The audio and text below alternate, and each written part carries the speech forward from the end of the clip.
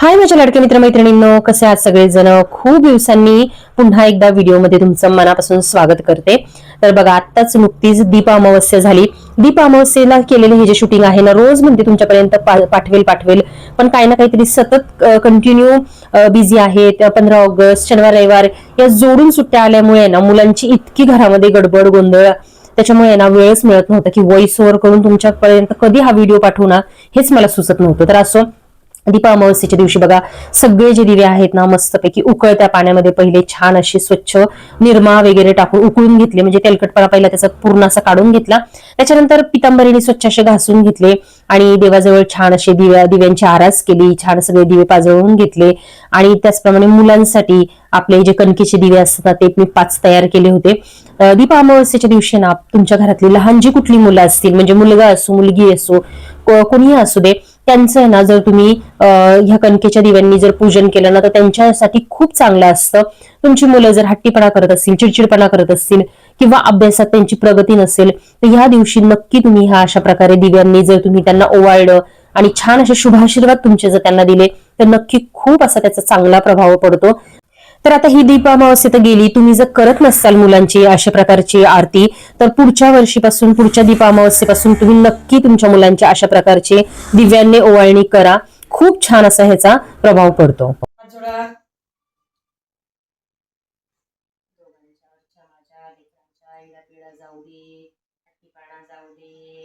अभ्यासात प्रगती होऊ दे बाप्पा. स्वामी समर्थ माझ्या मुलांना सुखाचं ठेव, निरोगी दीर्घायुष्य दे, सगळी रबी होऊ दे. नमस्ते करा. नमस्ते करा. नमस्ते.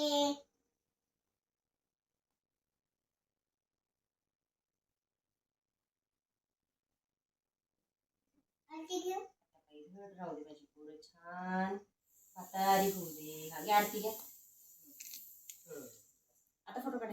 तर बघा, दीप अमावस्येच्या दिवशी छान अशी दिव्यांची पूजा वगैरे झाली माझी संध्याकाळी. त्याच्यानंतर होता 15 ऑगस्ट. 15 ऑगस्टच्या दिवशी आहे ना अगस्तीच्या शाळेमध्ये छान असं सेलिब्रेशन होतं. त्याच्यासाठी ना त्यांना तिरंगा असं काहीतरी स्नॅक्स बनवून पाठवायचा होता शाळेमध्ये. म्हटलं आता काय बनवून पाठवू, बाकीचं तो काही खात नाही.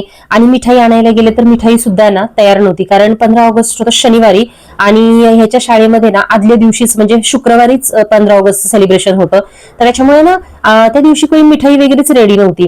तर म्हणलं की चला जाऊ दे, आपलं जे काही आहे आपण युट्यूबवर जरा बघूयात काय करता येईल. पण मला असं विशेष काही सापडलं नाही. मग मनानेच जरा नाही का थोडीशी आयडिया लावली, छान असा डोसा बनवला. थोडंसं गाजर आणि खालच्या साईडला थोडीशी कोथिंबीर, असं नाही का थोडंसं तिरंगाचं त्याला लुक दिलं. आणि मी त्याला नाही का अशा प्रकारे डोसा छान असा टिफिनला दिला.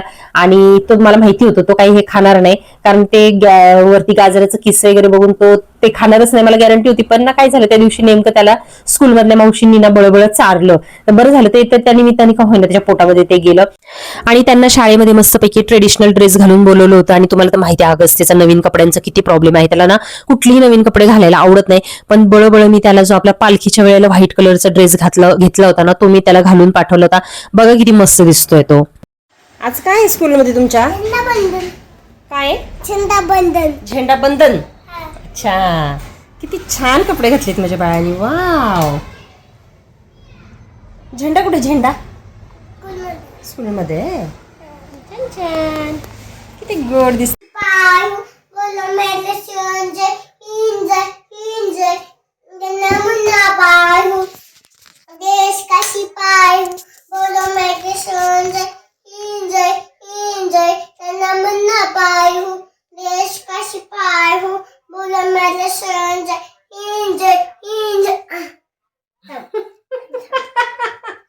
गदड्या कुठं पण चिकटवते आणि त्याच्यात घालायचं नाही काय. अगस्त्यचं आहे ना पहिल्यापासून हे असं झेंडावंदन, वंदे मातरम, जनगण मन या गोष्टींवर आहे ना खूप प्रेम आहे, माहिती नाही काय. त्याला ना तो जसा म्हणजे त्याला समजतं तेव्हापासून तो म्हणतो मला पोलीस बनायचं. म्हणजे त्याचं ना देश संरक्षण किंवा देशप्रेम ह्याच्यामध्ये ना त्याला खूप म्हणजे असं इंटरेस्ट आहे. आणि ते ना प्रत्येक वेळेला जाणवतं. तर लहानपणापासून ना त्याला जनगण मन पण खूप छान येतं. म्हणजे जसं तो बोलायला शिकला ना जनगण मन वगैरे म्हणतो, वंदे मातरम म्हणतो. आणि बघू शकतो तुम्ही इथे झेंडा घेऊन ना दिवसभर असं इकडे तिकडे छान नाचत होता. टीव्हीला जे काही गाणी वगैरे लागायची ना लहान मुलांची त्याच्यावर तो छान असं ऍक्ट करत होता.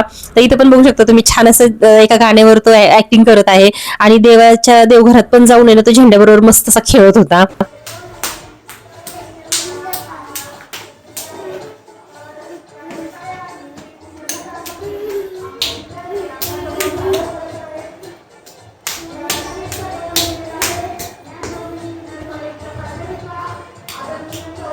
आत नको जाऊ, इथेच इथेच इथेच ये.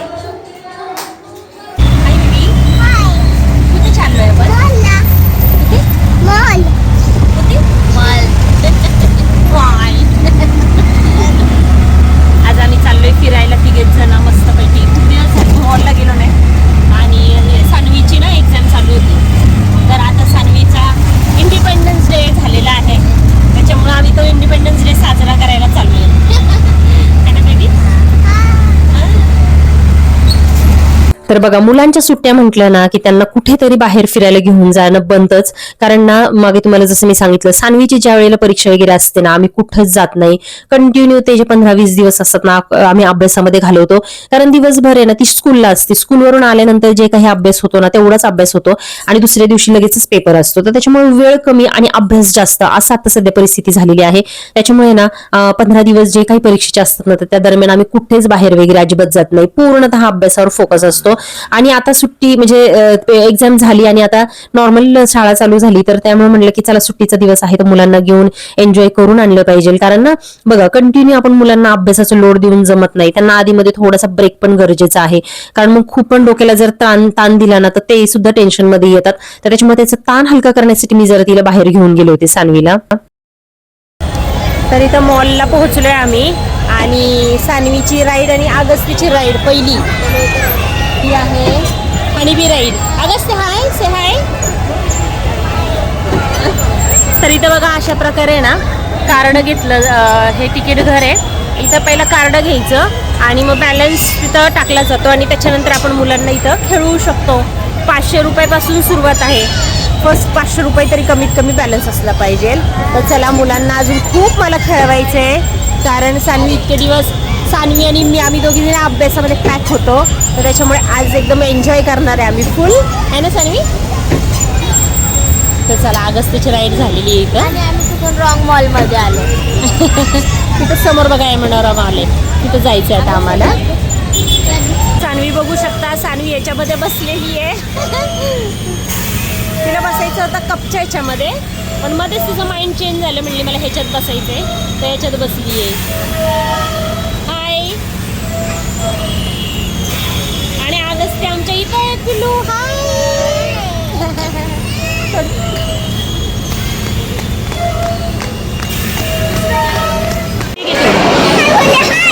हाय. आता आम्ही तिथे पिझ्झा हटमध्ये मस्तपैकी ऑर्डर दिलेली आहे पिझ्झाची. आणि आमच्यासोबत कोण आहे बघा, कोण आहे बघा, अगस्त्य. चांगली शूटिंग काढायचं इकडे बघ. तर या सगळ्यांनी पिझ्झा खायला आज आम्ही छान मस्त एन्जॉय करणार आहे. तर बघा, दोन्ही मुलांना ना एकटीने घेऊन जायचं फिरायला खूप अवघड पडतं.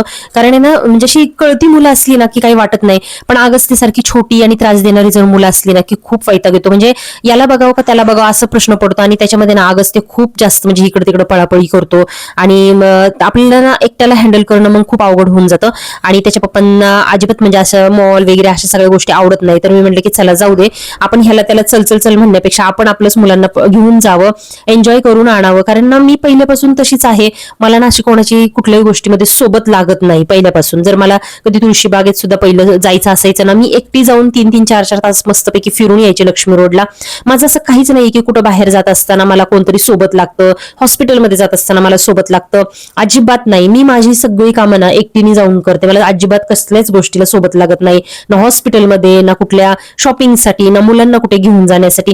पण मुलांना सोबत घेऊन जाण्यासाठी एवढ्याचसाठी मी त्याच्या पप्पांना म्हणत असते चला, की मुलांना छान वाटतं की सगळी फॅमिली एकत्र असली तर मुलांना छान वाटतं, म्हणून मी म्हणत असते. पण तशी पर्सनली मला अशी काही कधी कोणाच्या सोबतीची वगैरे गरज पडत नाही. तर त्याच्यामुळे त्याच्या पप्पांना नव्हतं यायचं, तर त्याच्यामुळे म्हणलं की चला आपणच जाऊन मुलांना घेऊन जावं. आणि पावसाचे थोडे दिवस असल्यामुळे मी त्यांना ऑटोने घेऊन गेले होते, नाही तर शक्यतो मी गाडीवरच घेऊन जात असते. पण पाऊस असल्यामुळे ऑटोनी घेऊन गेले खरं, पण येताना ना एवढा प्रॉब्लेम झाला ना, पाऊस चालू झाला आणि थोडासा अंधार पडल्यामुळे ना मला रिक्षा पण मिळत नव्हती. आणि कसं सुट्टीचा दिवस असला ना की मॉलमध्ये, प्रत्येकच मॉलमध्ये खूप गर्दी असते आणि तिथून येणारे रिक्षावाले एवढे बढवून चढवून भाव सांगतात ना, तर मी म्हणले की काय आपली गाडी असून हातात, म्हणजे घरात 2-2 गाड्या असून आम्ही रिक्षाने फिरत असल्यावर नाही का कधी कधी असं वाटतं ना की घरात गाडी असून काय हे आपल्यावर वेळ आलेली आहे. तर असं जाऊ दे, कधी तरी होतात असे प्रॉब्लेम. पण मुलांनी खूप एन्जॉय केलं. सगळ्या काही ज्या गेम्स वगैरे आहेत ना त्या मुलांनी छान अशा खेळल्या, एन्जॉय केल्या. आणि जसं मी सांगितलं, डिपेंडन्सी आहे ना, आपण कधीच कोणावर राहू नये. म्हणजे आपण एक महिला आहोत, बाई आहोत, आणि त्याच्यामुळे आपल्याला प्रत्येक वेळेला कुणीतरी सोबत हवंच असा हट्ट आपण पण करू नये. थोडंसं आपण पण धाडसी व्हायला पाहिजे. आणि हेच माझं पण तुम्हाला सांगणं आहे की एक लेडीज म्हणून असं असतं ना की बघा प्रत्येकीचं की कोणतरी मैत्रीण तरी सोबत पाहिजे किंवा नवरा तरी सोबत पाहिजे. काही पण काम असेल तर एकटीला जायची हिंमत होत नाही, धाडस होत नाही किंवा कंटाळा येतो. तर असं करत नका जाऊ. आपलं आपलं जा, बिंदास जा.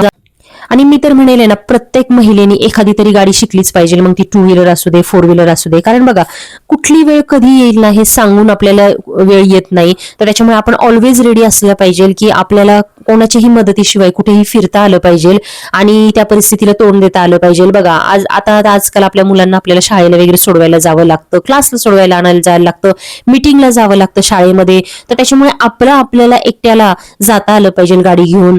आणि गाडीचं येणं जाऊ दे, पण इतर वेळेला सुद्धा काही महिलांची अशी सुद्धा डेअरिंग होत नाही बघा कुठे एकटं जायची.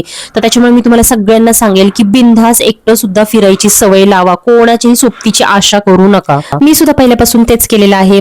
मी कामं जी आहेत ती स्वतः एकटीने जाऊन फिरून केलेली आहे. हे बघा, आपला त्रास कोणालाही होता कामा नये, आपल्यामुळे कोणाचाही वेळ वायाला जाऊ नये, हे मला पहिल्यापासून वाटायचं आणि अजूनही वाटतं. तर असो बघा, आजच्या व्हिडिओमध्ये सगळ्या गोष्टी तुमच्याशी सगळ्या शेअर केलेल्या आहेत. आय होप आजचा व्हिडिओ आवडला असेल आणि माझा जो हा मेसेज आहे तो प्रत्येक महिलेपर्यंत, माझ्या मैत्रिणीपर्यंत पोहोचला असेल अशी मी आशा करते. तर चला भेटूयात अशाच एका नवीन व्हिडिओमध्ये. तोपर्यंत आजचा व्हिडिओ जर आवडला असेल तर जाता जाता लाईक करा, चॅनलला सबस्क्राईब करा.